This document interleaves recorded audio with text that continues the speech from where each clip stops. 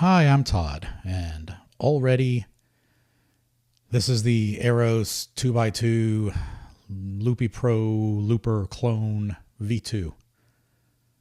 The last version handled two parts. Part 1, Part 2.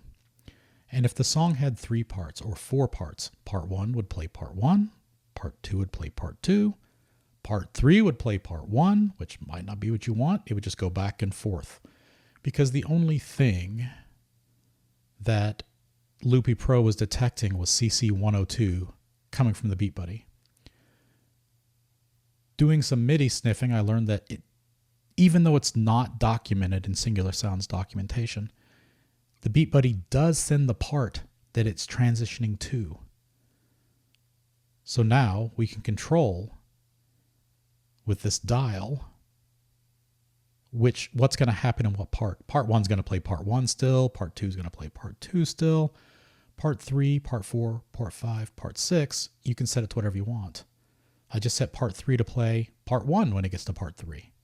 Or Part 4 can play 1. Or Part 3 can play 2 and Part 4 can play 1. Or nothing. When you get to Part 3, the loops stop and you have to pick it up on your instrument yourself. So those are the main changes, that and the ability to arm whether or not Part 1, Loop 1, is going to start recording right at the first beat after the intro or not, and you have to trigger it yourself. Same for Part 2. When it first transitions to Part 2, if there's nothing there and it's armed, it'll start recording on the first beat. If it's not armed, it won't do anything. You can kick it off whenever you want. Those are the major changes from the last version, and I'll come back in just a minute and demo those.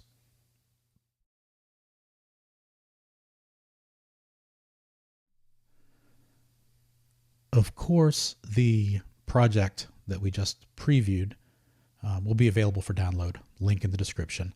Also, this document will be available for download.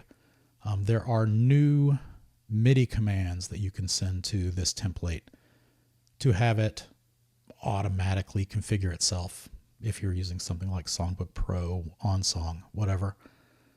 So in Loopy MIDI Commands Channel 3, we can see that we've added a lot of loop config stuff. Arming Part 1, disarming Part 1, arm Part 2, disarm, and whether or not you want to play Loop 1 or 2 for Part 3, 4, 5, and 6, should they exist. So this document will also be right along the project. You can download it so you know what you can send to this if you're using some kind of songbook software.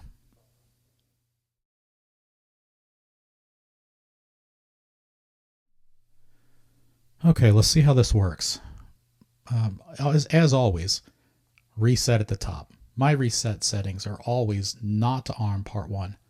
I'll let the drum roll through once and then I'll come in and record a loop if I want to. Obviously you can change that. I'll show you that in a minute, but let's just run through it the way it is now. Start the drums. We're on Part 1. Nothing's happened until I hit the record play dub button on the foot controller. One, two, three, four. 1, 2, 3, 4. 1, 2, 3, 4. All right, so we have that running through. Now, when we transition to the next part, which this is my transition button right here, it will, because Part 2 is armed, it will immediately start recording it. 1, 2, 3, 4. Poorly timed loop, but it doesn't really matter. So now we're on Part 2. If I transition to Part 3, which is set to none, it's all going to stop. And it'll be up to me to carry it on. Right? So now I'd be playing my xylophone or whatever it is I'm playing and carrying it for myself. Now, the next transition, because this is a 3-part song, is back to Part 1. Right back at 1. As before, you can record a second loop on each one. You can see that in the other video. I'll link it below in the description. So, let's end this one. and it's done. Let's reset. Now, let's suppose that we want to, on the first beat after the intro, we want part 1 loop 1 to be recording. All right, that's armed. For part 3, let's say we want it to go back to part 1. Sure, that's fine. We could also do part 2, but for now, let's set it to part 1. And let's start the beat. 1, 2, 3, 4. 1, 2.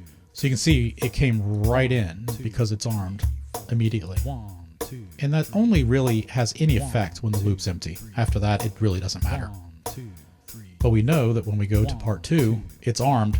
Again, it's going to be recording. 1, 2, 3, 4. 1, 2, 3, 4. A, B, C, D. Right? So now we have both of those. Now when we go to part 3, it's going to kick back to part 1 because that's what we've told it to do. 1, 2, 3. Right? And we can see what BeatBuddy part we're on right here on this dial. We're on part 3. Yep, BeatBuddy says we're on 3. If we transition, dial goes to 1. We're on part 1. Yep, BeatBuddy's on 1. Transition, part 2. Transition, part 3, which we said to play part 1, but we can change it halfway through the song. Tap it.